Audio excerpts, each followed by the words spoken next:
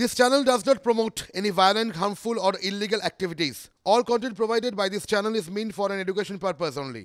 শঙ্করের সংস্থা মারফত মানে শঙ্কর আড্ডো তার সংস্থা মারফত কোটি কোটি টাকা বদল হয়েছে বিদেশি মুদ্রায়। সূত্রের খবর শুধুমাত্র একটি সংস্থা থেকে 10 বছরে 1000 কোটি টাকা বিদেশি মুদ্রায় বদল করা হয়েছে। সুজয় পাল আমাদের সঙ্গে এই মুহূর্তে রয়েছেন। সুজয়, এই সম্পর্কে আমরা কি তথ্য পাচ্ছি?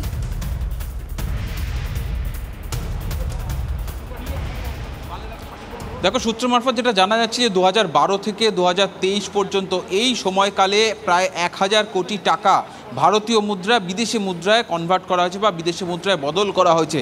এবং এই যে 1000 কোটি টাকা, ইডির সন্দেহ এই টাকাটাই রেশন দুর্নীতির টাকা বা ইডির ভাষা যেটাকে প্রসিডস অফ ক্রাইম বলা হয়ে থাকে, অর্থাৎ দুর্নীতির লাভের ভাগের টাকা।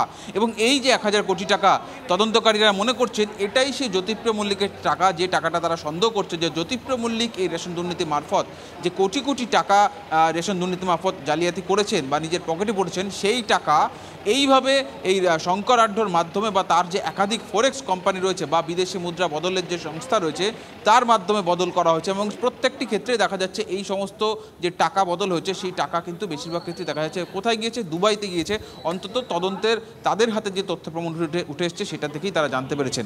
এবং সম্প্রতি অর্থাৎ শঙ্কর আড্ডো যখন হেফাজতে ছিল সেই সময়কালে ইডি যে তল্লাশি চালিয়েছিল শঙ্কর আড্ডোর যে বিভিন্ন সংস্থা, সেই সংস্থাতে তল্লাশি চালিয়েই কিন্তু এই 1000 কোটি টাকার হিসেব তারা পেয়েছেন। আরও একটি হিসেব তারা বলছেন যে শঙ্কর আড্ডোর একটি সংস্থার মাধ্যমে 117 কোটি টাকা বদল করা হয়েছে, অর্থাৎ ভারতীয় মুদ্রা বদল করা হয়েছে বিদেশি মুদ্রায়। আরও 4টি সংস্থার মাধ্যমে প্রায় 350 কোটি টাকা বিদেশি মুদ্রায় বদল করা হচ্ছে। এই সংক্রান্ত বিভিন্ন নথি কিন্তু তাদের কাছে পেয়েছেন। তারা কিন্তু নথির ভিত্তিতে এই তথ্যটাই বলছেন যে তল্লাশি চালিয়ে নজর রাখো। শঙ্কর আড্ডোকে আদালতে আনার পথে কি বললেন তিনি, একবার শুনুন। জানিয়ে দিয়েছে স্যার, প্লিজ জানিয়ে দিয়েছে। প্রিয় মল্লিকের কত টাকা পাঠিয়েছেন বাইরে আপনি? আমরা কিছু জানি না, মানে অভিযোগ 1 পয়সাও নেই। এটা অভিযোগ, কোনো প্রুফ নেই। আমার কোনো মিল নেই, আমি কোনো ডিস্ট্রিবিউটর না।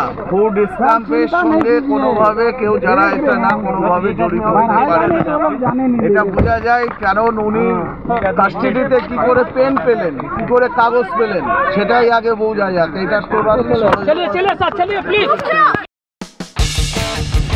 কোনো পুরনো খবর নয়, সকাল থেকেই পুরো দিনের আভাস, লোকাল থেকে গ্লোবাল।